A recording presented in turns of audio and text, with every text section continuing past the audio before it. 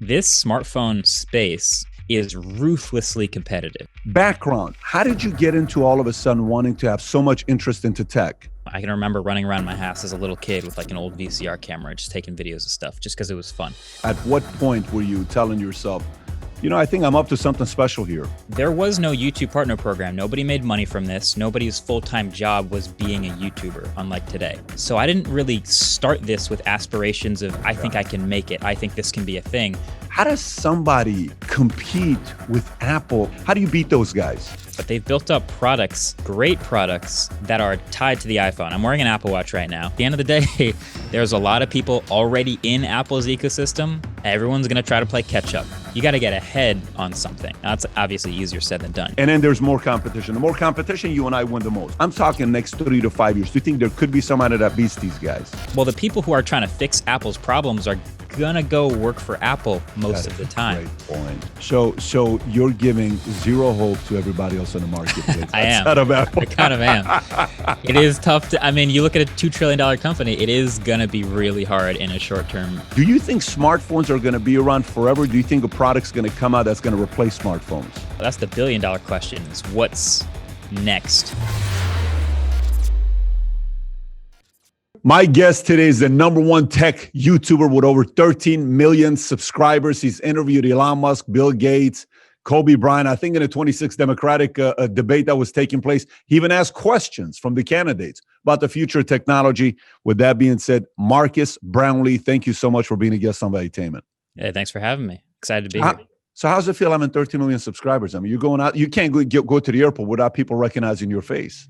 You know, it's funny. It's not too bad because they're all tech people, and if you know anything about nerds, we stay inside a lot. So I can get out. I can live a normal life, and it's actually not too bad. Very cool. Very cool. Well, you're not a full on. You're a cool nerd because you're also a professional athlete, right? You also do, professional frisbee, and you've done great work for yourself. I want to take a couple angles with this interview today. One is, my 8-year-old and my 7-year-old came up to me saying they want to start a YouTube channel. Okay. And they got this title and all this stuff they want to talk about. I started YouTube at 34 years old. I don't know what it is to be in high school or to be in school saying, I want to be a YouTuber when I grew up. I think when you started YouTube, you were 14 years old. I think you were 14 years old when you first uploaded your first video, 08 or 09. Right. Yeah. And then it led to what it is today. And then we'll talk about smartphones as well. So let's first talk about the smartphone side before we talk about the YouTube side. So background, how did you get into all of a sudden wanting to have so much interest into tech? Yeah. So as long as I can remember, I've been into tech. So my dad is in IT, but I can remember running around my house as a little kid with like an old VCR camera, just taking videos of stuff just because it was fun. I remember starting my channel. It was when I was getting into high school. I needed a laptop to do schoolwork, to make PowerPoint presentations, write essays and stuff. So my natural reaction to that was, I'm going to go on YouTube and watch as many videos as I can of all the different laptops as my own research to spend my precious allowance money and figure out what I should get. And I did, and I watched all these videos and they were all great. And I settled on one and I bought it. And when I got it, I started to notice things that I didn't see in any of the videos. Nobody was talking about. And so for whatever reason, the natural reaction to myself, this tech enthused, high school kid, was to turn the camera on myself, literally the webcam, and just show those things that I didn't see in the videos, just in case, someone else in my position buying a laptop could see that stuff, So that was the first video. It's just about the media center remote that comes with the laptop. And yeah, it was just, found a couple people here and there. I said, oh, nice video. What about this other thing? What about the keyboard? What about this other thing for it? I did a video on the cooler I bought for it. And then the mouse I bought for it. And then the keyboard I bought for it. And then the software I was using on it. And then slowly it just became this little community, and it slowly snowballed from there. And, 1,400 videos later, here we are. When did you know where you said, I think this thing can really pop? At what point were you telling yourself, I think I'm up to something special here? It's a good question. I never really know how to answer that because when I started, like you mentioned, this was 2009. So there was no YouTube partner program. Nobody made money from this. Nobody's full-time job was being a YouTuber, unlike today. So I didn't really start this with aspirations of, I Yeah. think I can make it. I think this can be a thing. Really, it was just like having fun on the side as a hobby, like so many other high school kids have hobbies. And, but I will say a light bulb moment for me was, somewhere in those first like 2 or 3 years, I made a video about Safari, Apple's web browser, when it became available for Windows for the first time. Hmm. Uploaded that just like every other video, went to sleep, woke up the next day, and I think it had like a few thousand views, which at the time was more than the number of subscribers that I had. So this was clearly reaching people who had never even, subscribed to my channel. And that to me was, oh, you know what? People really care about this timely, useful information. I want to be as informative as I can with this type of stuff. Let me keep going with it. Very cool. When did you hit 100,000 subs? That I would have to look back. I don't actually remember. I remember when I hit 1,000, which was about the first 2 years. And I remember when I hit 100, which was after the first 78 videos, which probably took about 3 to 4 months. That's so interesting you say that, because I remember hitting 1,000, and it was after a couple of years. It seems like the bigger number is less important than the smaller number, because the smaller number almost seemed tougher than the bigger number, if that makes any sense. I think it does. I think you see a lot of momentum once you get to the bigger numbers. So the difference between 100,000 and 200,000 doesn't feel the same as 100 to 200. Yeah, that's a good point there. So, question for you about phones. So, for me, I saw the other day iPhone came out with a new thing. They announced that any small app companies with revenues less than $1 million, they're going to lower the 33% to, I think the number was 10 or 15%. And, anybody above $1 million, they're still keeping a third. So if you do 10 million on apps, they want to keep the $3.3 million, and you keep the $6.7 million. And we were sitting and having a conversation on the podcast, and I sat there and I said, look what a great net Apple has created. If you want music, you got to go through iTunes. If you want to download an app, you pretty much got to go through iTunes. If you want to do, group text and put a thumbs up, and you're a Droid, I'm not, I'm Apple, you can't get the thumbs up, right? And if you want to, send a group text, sometimes even in a group text, a Droid and an iPhone, the group doesn't go out. If you want to do, there's so many different things that you look at with the net that they've done. My biggest concern becomes, as I look at the market share, I pulled this up. You're the expert here. I'm curious to know what you think about it. 2020 Q3 market share US. I have US and I have worldwide in front of me. Worldwide, it's a different story. Yeah. But in US, Apple's got 40%. By the way, Q2 sales was 46%. And Samsung was 25%. So if you look at the numbers, it's relatively 46%, 25% Samsung, 12% LG, then it's 7% Lenovo, then it's 10% others, right? So you got Huawei and whatever other phones that may be, minus the sanction that they have. You go worldwide, Samsung's at the top. So I'm not going worldwide. I'm going specifically in the US. How does somebody compete with Apple and smartphone in the US? How do you take market share away from them? I mean, they have you tied in. Yeah. So, you're locked in. You got to have an iPhone. How do you beat those guys? Yeah, they've built up, I did a video about this called just the ecosystem. They've built up not just the iPhone, which has obviously a pretty big head start on a lot of other people trying to get market share, but they've built up products that are great products that are tied to the iPhone. I'm wearing an Apple Watch right now. In my opinion, it's the best smartwatch you can buy. It's only available if you have an iPhone. AirPods are some of the most popular headphones on earth that you can only really get the most value out of if you use an iPhone. And it just keeps going and going. There are other products, they all tie into this ecosystem. And so it turns out if you want to compete with Apple on market share of the phone, you have to compel not just people to switch to your phone, but people to switch to your ecosystem of products that are tied to the phone, which they're all starting to do. You see other wireless headphone competitors, you see other services competitors. Some even do things that Apple doesn't do. Like when you look at Google's Pixel line, you start to see Google Photos integration, you start to see other Google services plugged in more tightly. But at the end of the day, there's a lot of people already in Apple's ecosystem who, even if they could switch for free, probably wouldn't, because they're just so happy with the products that they've all tied in. So it's tough. You got to really make a compelling series of reasons for them to switch to a bunch of other products instead of just getting rid of the iPhone. Because getting rid of the iPhone means getting rid of a lot of stuff. Which one of the nets, or which one of the parts, elements of the ecosystem do you think locks in the most users? You think it's the apps? You think it's more the hardware? Like the watch. What do you think it is that locks us into Apple? In the US, it's definitely iMessage. And I see this as far like if I put my SIM card in an iPhone, I carry an iPhone specifically because I have iMessage only contacts, people who just use iMessage.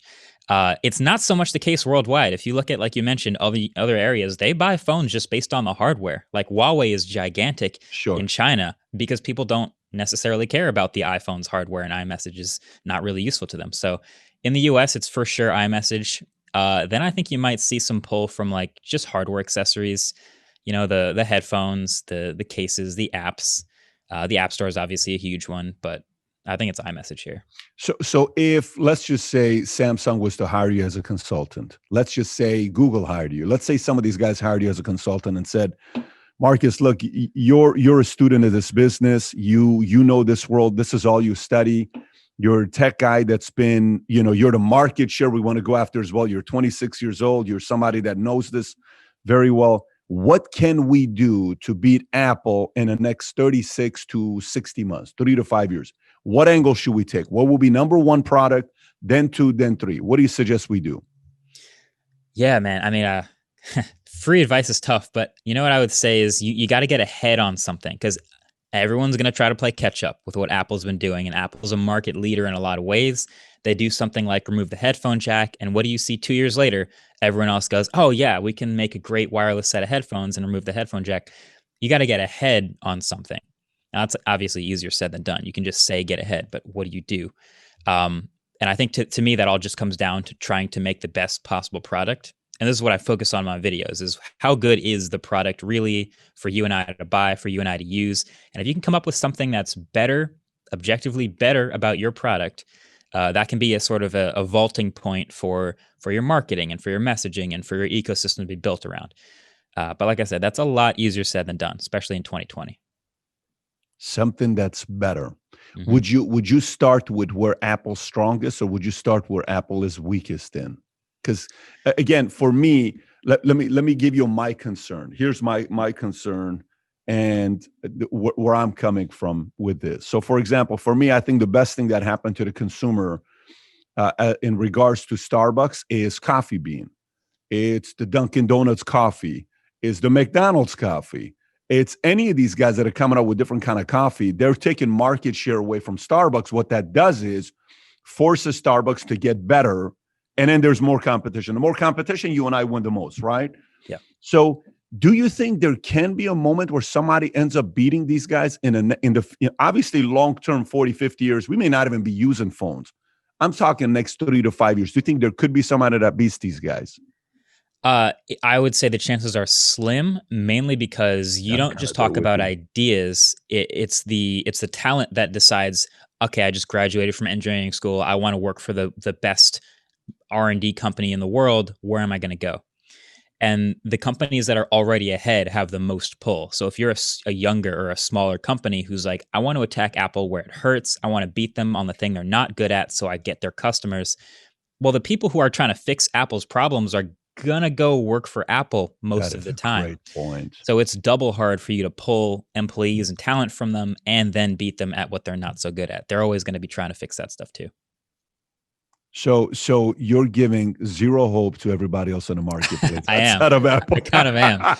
It is tough to, I mean, you look at a $2 trillion company, it is going to be really hard in a short-term time to beat them. But like you said, maybe in 40, 50 years, maybe in 10 years, we're not thinking about smartphones nearly the same way. So if you can get ahead of that curve, that's probably a much better chance. So 15 years ago, we're not going to sit around talking about smartphone. 15 years ago, I'm using a BlackBerry, Nextel, walkie-talkie, which I thought was going to be around forever. Hey, Johnny, I'm outside. Can you open the door? Hey, Mom, I'm here. What? Oh my gosh, you scared me. You know, all that stuff that I don't know if you had one of those walkie-talkie Nextel stuff. Nah. You may have been younger to have one of those. But, you know, if you would have told me, I remember the first time a guy sat in front of my office and I'm selling him a policy and he's selling me on why I ought to get away from BlackBerry to an iPhone. It was iPhone 2 at that time, or 3. I said, I'm not going to Apple. He says, give me 5 minutes. If I convince you, switch. Now, he doesn't work for Apple. He's just a guy that's proud to be an Apple user, right? So he starts showing me stuff. He says, give me your phone. Let me show you this. He goes, by the time it's done, I'm like, why would I not switch away from Apple to, from BlackBerry to an Apple, right?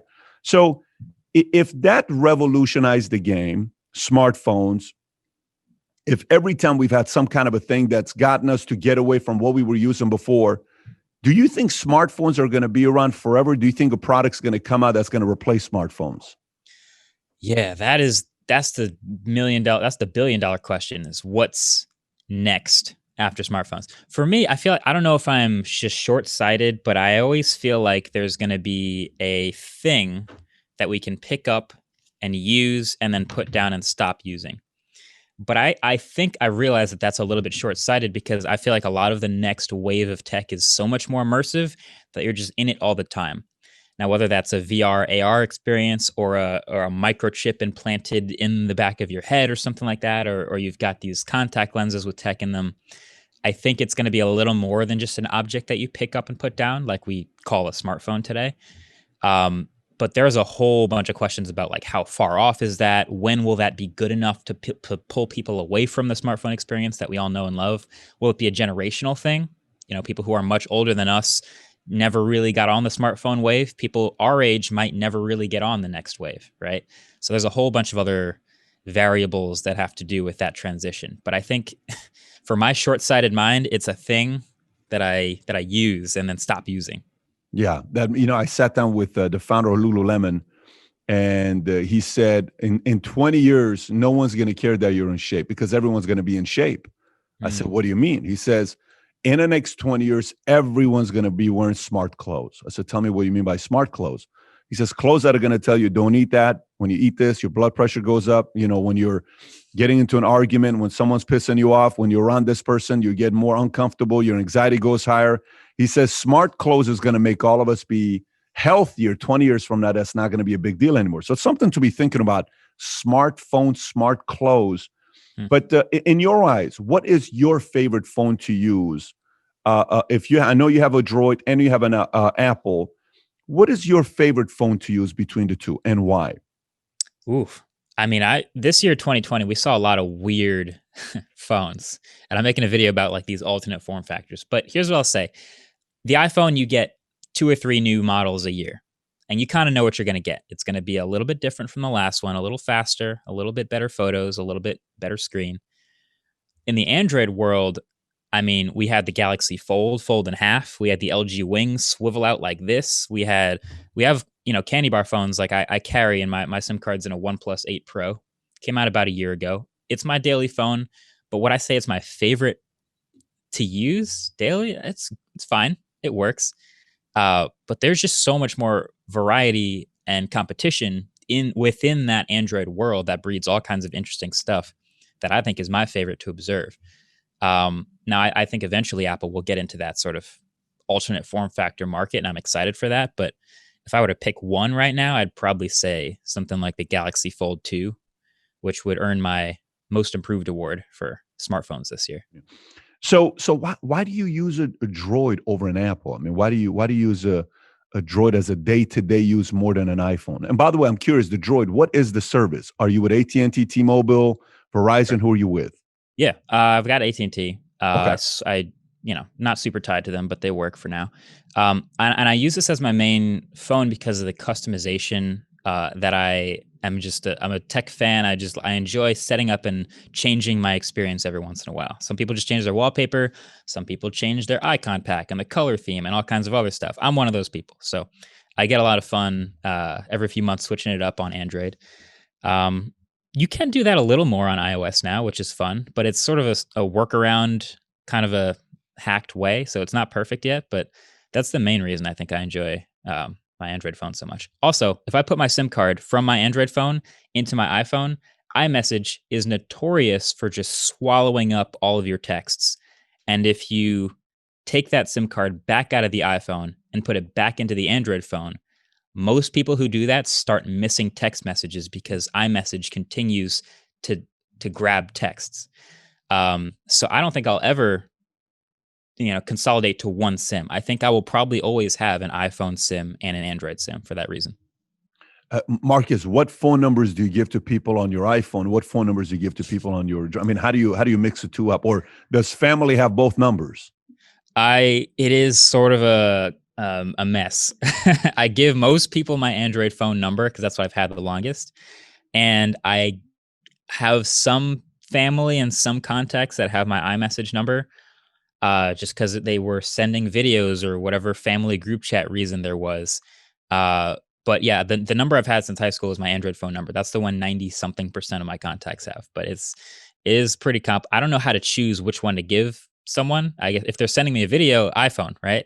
But if they're just calling me, maybe my main phone, unless it's business. And it's a lot. There you go. Well, It's I not mean, great. that's why I sit and I think about what. So then there would need to be a question. What kind of a phone do you use? iPhone. Let me give you this phone number here. What Yeah. kind of a phone do you use? Droid. Let me give you my Droid phone number here. That would be the only way I would process it on how to do. And by the way, I went to Verizon at one point, like 7 years ago, I switched to Verizon. I've been with AT&T for quite some time now. Mm-hmm. You know what brought me back from Verizon to AT&T? Just because I couldn't merge calls with Verizon. With AT&T, I can have 6 people on a call together. I can tell 6 people, call my cell, merge. I can't do that with Verizon. So AT&T allows me to merge 6 calls. Verizon only allows me to do 3 ways with 2 other people. So I don't know if that was an endorsement for AT&T or not, but if you're running a business, being able to get on the phone with 5, 6 guys rather than having to set up a conference call and all that other stuff is a little bit easier to use. So question, a little bit of a different question for you. Sure. Let's just say one morning, a guy who used to live in California, now lives in Austin, Texas, wakes up and he's bored out of his mind. Okay. And this happens to him quite a lot. And he wakes up and he says, you know what? I've been in the most competitive space for a long time and I'm competing with everybody. And the company I built is called Tesla, right? And, kind of gone to space. I've blown up a few things here and there, but I've been pretty successful during a good time in a limited budget. And it's kind of cool. I started a company called The Boring Company.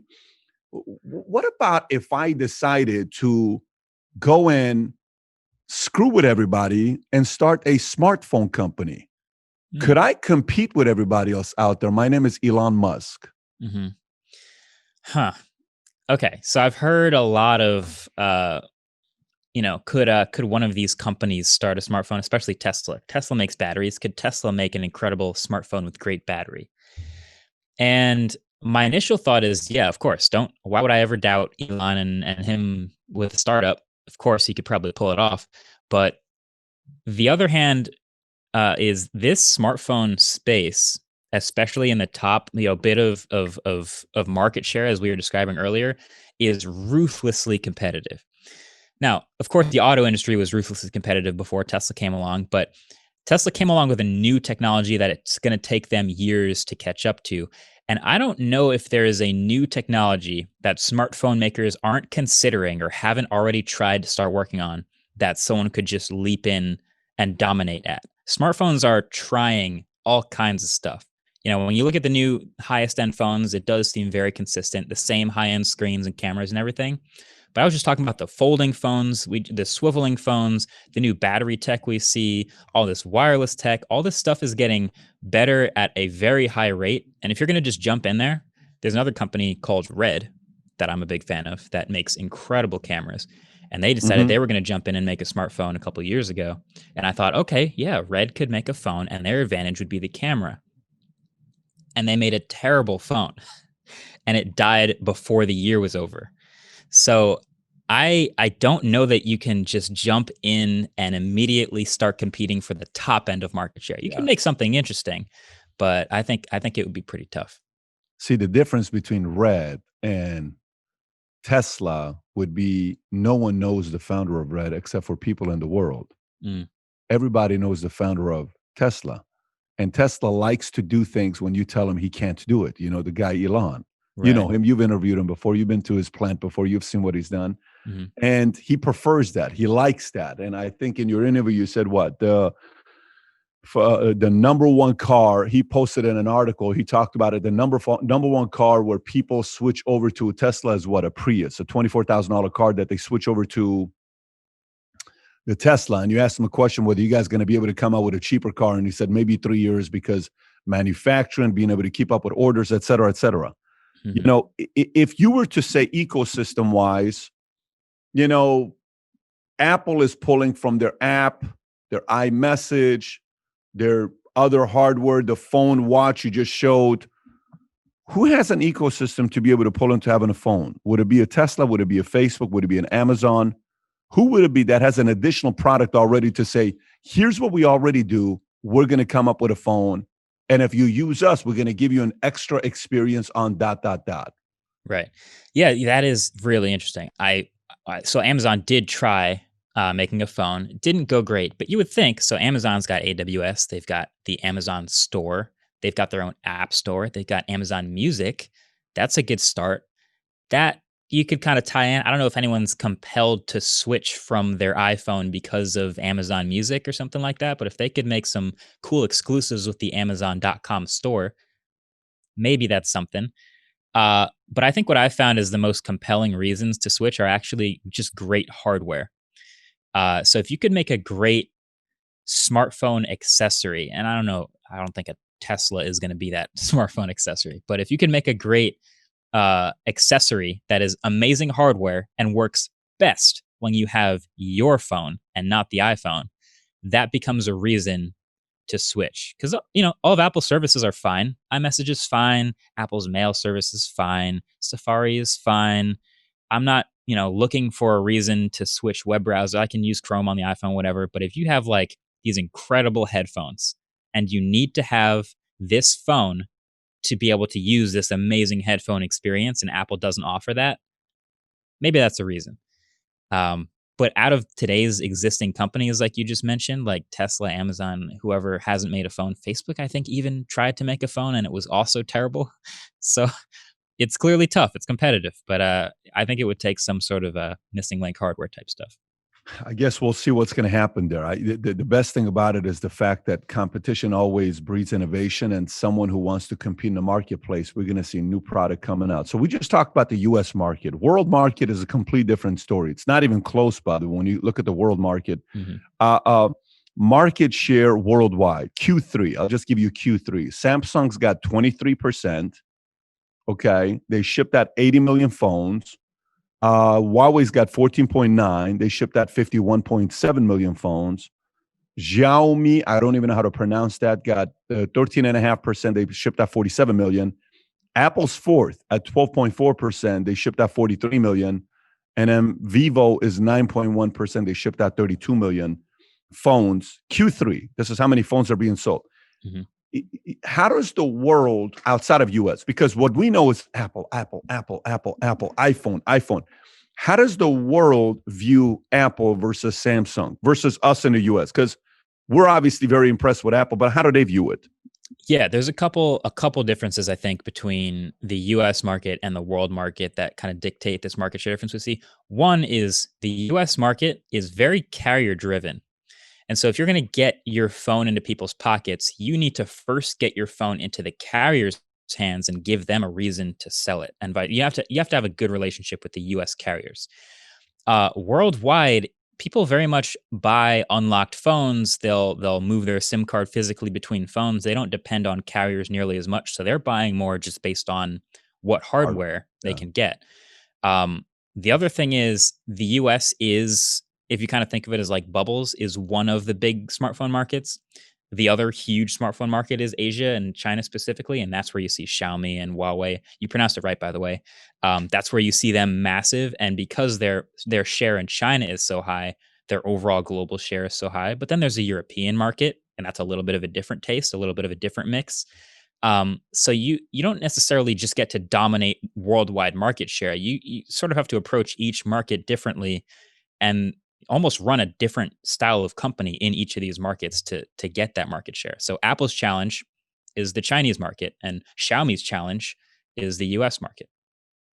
Do you know any of these guys that are not, like, for example, Huawei's not in US, and when they were banned from being in US with the whole political thing that took place, everybody looked at Huawei as I've never used Huawei, right? But Huawei is got a massive market share. They're very innovative. They're very creative. They're very competitive at what they're doing. Do you know anything these phone companies outside the US are doing that is absolutely revolutionary that we're not doing in the US? Or is everything pretty much same as usual, business as usual? I think it's still very competitive, so you see a lot of the great stuff. But what I did say when I reviewed Huawei's two latest phones this year, uh, I'm in the US. I'm getting these phones imported. They half the services don't work. They're incredibly incomplete, and I would never recommend buying them here. But I said in those videos, those are the best phones that you shouldn't buy because their hardware is excellent. Their screens with the dramatic waterfall displays, their camera systems on the back are easily top five in the world. I mean, their battery life is great. They have this crazy fast wireless charging technology you just don't really see in many other phones. So the hardware innovation is happening everywhere, uh, but you just don't recommend buying a Huawei phone and importing it to the US to use those couple of fringe features, even if they are super advanced. And eventually those features will make it into the rest of their competition. So I don't know if there's anything dramatic we're totally missing out on here in the US, but there is some really good stuff here that's thriving in other markets that we're just not really buying. Cool. Question for you about iPhone. A lot of times when the new iPhone comes out, and I don't know if this is me, I've read about it different places, and a lot of our agents have brought this up to my attention. It seems like every time a new iPhone comes out, the older models, they get glitchy, they get slower. Like you're thinking, is Apple trying to piss you off to say, I'm just going to go buy the new iPhone, or is it just a frustrating evolution of a phone that's getting older? Man, I have a lot of feelings about this, and some of them I know are grounded in fact, and some of them I just have feelings about. So I find it very hard to believe that a company would willingly degrade their own products in order to get you to hopefully buy the next one. I just find that so. I don't know why. I find it difficult to believe. Uh, Now we do have the concrete factual evidence that Apple goes, all right, listen, batteries when they get older, they cannot supply the same voltage to the parts safely. So what we'll do is when the phones get 1 year old, we'll bump down the CPU clock speed a little bit so that the battery with its current level of health cannot have any problems with that clock speed. Now, what does that translate to? CPU just got slower. Everyone just sees Apple makes your phone slower after a year. Well, there it is, right? Apple's making your phone slower to get you to buy the new one, right? And so they have this excuse. Well, we're volting it down because we're saving you your battery life, so your phone lasts longer and is better over time. What would you rather have, a little slower clock speed or a dead battery? But it's really easy to take the cynical Apple wants you to buy the new one every year route mentally, and I think a lot of people just see that and will run with that. So I don't know. I think if it's a bit of a mix, and I think there's a really great quote that for every smart man's decision, there is the right answer and the real answer. And I think for Apple, they have a right answer, which is, oh, yes, we're protecting your battery life. And they have a real answer, which is, if your phone does get too slow, you can pay us to make it faster for a battery replacement or just buy a new phone. So it's a little bit of both. Hey, I tell you what, they're brilliant. But do you think it's ever going to get to a point where the Apple fan, because Apple users have always been very, they've gotten criticism of being cult-like, and it's emotionally attached to it. Do you think it's ever going to get to a point where a product, a company like Apple can piss off customers to say, you know what, the hell with this? We're on strike. We're leaving you. You think it's ever going to get there? Or is the emotional attachment to Apple so tight that guys are going to get through it and they're going to say they're just going through some hiccups right now? I'm going to stay loyal to them. I think they've tested those waters. I think every year. They've done some things where you would go, how could I not leave? I think you call it emotional attachment. There's some of that, and they make genuinely great products. So a lot of people will buy them and use them and enjoy them. But there's stuff like the charging on the Magic Mouse being like you have to flip it upside down and can't use it. Just weird design decisions like that where you go, am I really going to switch out of this whole ecosystem because I don't like that one little thing? Probably not. The switch cost is actually pretty high. And then the other thing is Apple's a huge company with tons of talented people and engineers, and a decision so bad that it would drive people away would have a very hard time making it all the way to the top of the ladder and actually showing up in a product. So I think they've pushed those borders a little bit and found where they are. See, what I wonder is, do they sit in a room when they're looking at that mouse with smartest developers and R&D guys saying, dude, just put it on the side so it's not going to be that difficult. And then somebody says, no, let's piss them off because Apple users like it to be a little bit more difficult. Put it on the bottom to piss them off. They're going to like it even more. I made a video about when Apple made, so you know the Mac Pro, their desktop tower PC, and they made those wheels for it. And they charged $700 for 4 wheels with no brakes for a computer that's plugged into the wall. And I thought that is maybe the stupidest product anyone could ever operate and completely like make and think they could logically sell. But you know what? I think there's a little part of Apple that sees the memeability of a luxury company like that because they're high end in pretty much everything they attack. And I think they do make some decisions where it's like, you know what? This is the way we want it, and you're going to like it.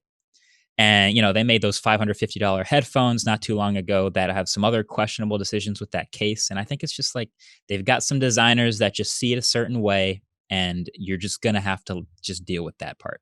Yeah, you got to love them for it, though. You know, that's got to be a part of the DNA of the founder. Yeah, there's got to be a DNA of the founder. I remember I interviewed Steve Wozniak in 2010 at an event. I had him over, and I surprised him with the original computer that he had built. And you should have seen the look on his face when we brought it to him and we put it on his lap. And he's like a kid in a candy store, and then he's signing it. So we're going to give it away to somebody.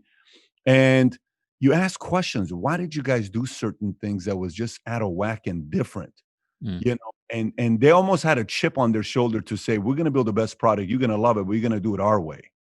You know, whether you like it or not, we're going to do it better than other guys. So very interesting story. I wonder if that's some of Tim Cook stuff or that's more of Steve Jobs culture coming down to Apple. I think a little bit too is the design team, like the Johnny Ive's not with Apple anymore, but that design part, like I talked about the headphone jack before and how they have this vision of getting to a portless phone. And for whatever reason, that's this vision they have. We want to get to a portless, holeless phone. And eventually they'll get rid of that lightning port and everyone will go, what are you doing, Apple, getting rid of the port on the phone? But there's something Apple has, if any company can start that, it's Apple. But yeah, there's just a little DNA from those core people at the company. Yeah. Marques, are you somebody that studied Steve Jobs or no? You're not somebody that studies personalities. You're more studies products. I don't know if I'd say studied, but I'm definitely fascinated with the best communicators in the world, and I think Steve was definitely one of the best communicators ever. And so I'm fascinated by that. Now, the way he runs the company is something else to study, and the way that he invents things that he wants to exist is another thing. But yeah, I think the communication part of it is what interests me. What do you think about Tim Cook? Tim Cook is fine. I don't have any like strong thoughts on Tim. I mean, he's clearly running Apple well. That ship is like a well-oiled machine at this point. I think he came from the logistics side of that company, and that's going great. But I don't know if he has the same, I don't know if anyone has the same charisma on stage as Steve Jobs explaining why this is the way something should happen. So it might be an unfair comparison, but yeah.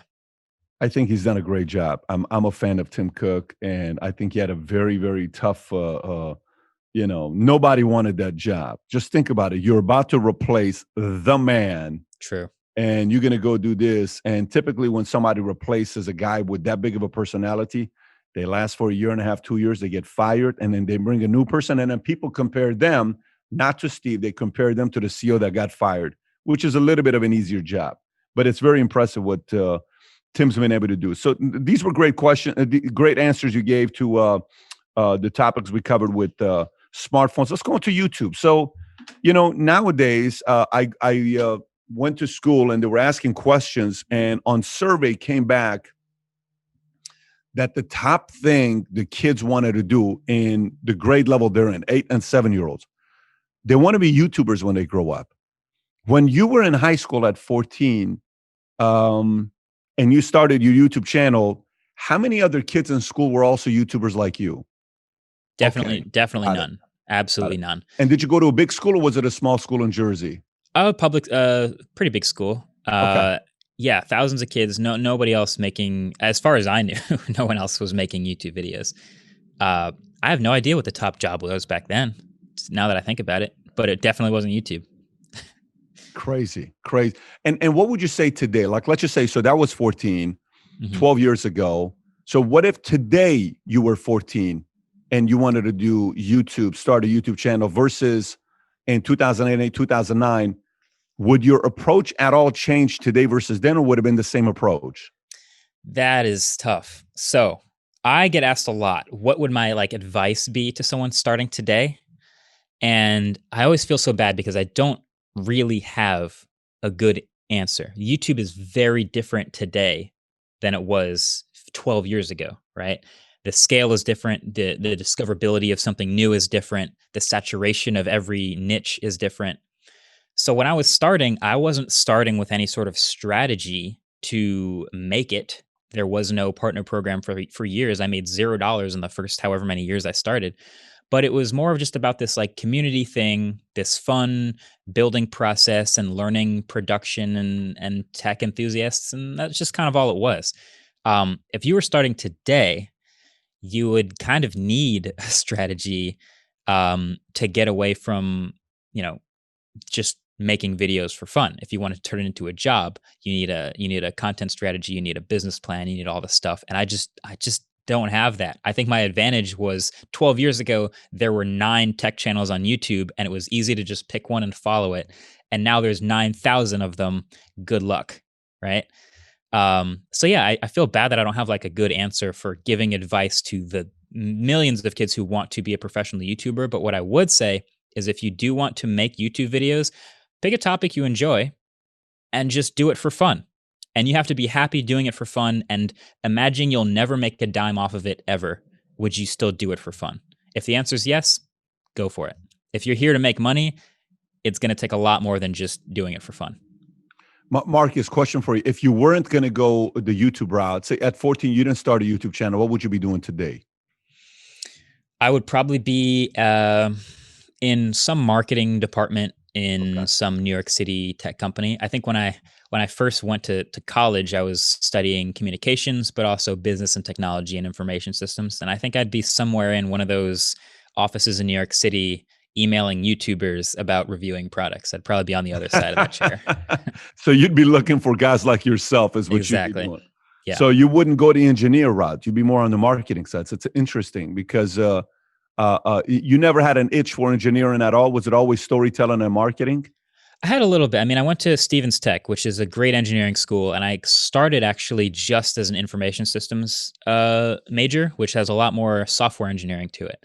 But I got a lot more out of, and I think it's still true today, the final product and how it affects the person buying it. That experience, that connection between the maker and the buyer. So obviously, all the behind the scenes engineering stuff is cool, but I just wanted to just figure out why the final product was any good or not. So I think I'd be somewhere in that channel. And today, what are some of your YouTube channels that you follow? Do you follow other tech, YouTube channels? Do you follow certain stories out there that you see? And I really like what this vlogger is doing, or I really like what this personality is doing. Who are some of the channels you follow today? Oh yeah, it would take me forever to name them all, but I mostly watch YouTube at this point. I have a Netflix account. I don't remember the last time I logged in. I mainly just watched YouTube, right? Really? Yeah, and a lot of my friends are creators, so I watch their videos. So it's like in the tech world, there's obviously a lot. There's friends like Justine and John Morrison and Judner, your average consumer, Lou, Unbox Therapy, names you might have heard of, names your kids might have heard of. Then there are the vloggers, the Casey Neistats of the world. There are the cinematographers, the Peter McKinnons of the world. There's the Top Gears of the world too. We've been doing a lot of car stuff lately, and I can't help but watch other car videos to get ideas for car shots and how to shoot those videos. But I don't. There's just a lot. I mean, I could go down my sub box. I think I'm subscribed to like 400 channels or something at this point, and I Do you look at other creators who are in your space from a systematic standpoint, or do you look at it more from the creative standpoint? Meaning, do you say, okay, their system of putting this video together, they first do this, then they do this, then they do this, I got their system. This is how they do this. 10 videos, they have the same system they follow. Or do you say, wow, look at the cinematic, creative lighting? What angle do you look at them from? It's a little bit of both, and it depends Okay. on the creator. So if you look at like growing a channel, for example, you look at some of the fastest growing channels and see what they're doing well. One of my friends, Jimmy, Mr. Beast, I think he has 50 million subscribers or somewhere near that at this point. And every time I watch one of his videos, I'm thinking that's great for audience retention. That's great for growth and discoverability and clickability. I might watch, I might watch some Peter McKinnon videos and think, oh, that's just a great shot. I just enjoy that shot. And there's even other threads about like communicating and explaining technology that I'll learn from other channels. There's a great channel called Kurzgesagt, and all they do is explain things. And that's really hard to do at a high level, is explain things like consciousness and the universe and the scale of our solar system. And they do a great job. So it depends on who I watch, but you got to pay attention to all of it. Yeah, I got to share this video. My plan is to share this video with my kids so they can kind of get some ideas, because they are so excited right now about wanting to do something. For starters, for a kid to get started with a YouTube channel, even a teenage, somebody getting started with a YouTube channel, what tools do I need? Can I just start off with just an iPhone? That is true. When I was starting in 2009, you needed tools. Now, if your kid has an iPhone, yeah, you're set. You've got one of the best. You got a better camera than I had when I started already. And what you also have is a little editing machine in your pocket with a little editing software and a direct connection to YouTube. So honestly, yeah, if you've got a great topic, if you've got great charisma on something, and you just point the camera phone at yourself and talk about it, and you can edit that content is more important than the quality of the video itself. That stuff can come with time. You can grow, you can learn camera skills, you can buy a camera, you can buy more tools to get better editing. But the actual content of what you're talking about matters more. We're doing this on a Zoom call. Like, no one's watching this for the quality of it, but the actual contents itself. So I think, yeah, you can get started with an iPhone for sure. Phenomenal. Well, Marques, I got to tell you, I've really enjoyed this. You're a stud for what you're doing in your space. Anytime I am getting to a point where I'm contemplating the phone that I have, I like to go to your YouTube channel and say, let's see what Marques has got to say about it. You've done a great job with that. And you've stayed very, very neutral. If you were a political channel, you'd be like none we have today, because you're right in the middle. You just kind of give your opinions on what it is, and it's very hard to keep a position like that. And you've done a great job with that. So I appreciate you for coming on and being a guest and sharing your insight. We're going to put the link below for people to be able to go out there and find you on YouTube if they haven't seen you. But thank you for your time, brother. Thanks for having me on. Appreciate the conversation. Anytime. So what do you think? You think a Tesla, Facebook, and Apple, somebody can come out and compete in the marketplace? And if yes, who would it be? Can you imagine if Elon Musk says, I want to compete in the smartphone space, what that would look like? Comment below. I'm curious to know who you think it would be. And also, if you didn't see my interview with Steve Wozniak years ago, you got to see his reaction when he gets this computer that he built. When we hand it to him, his reaction is priceless. Click over here to watch it. Thanks so much for watching, everybody. Take care. Bye-bye.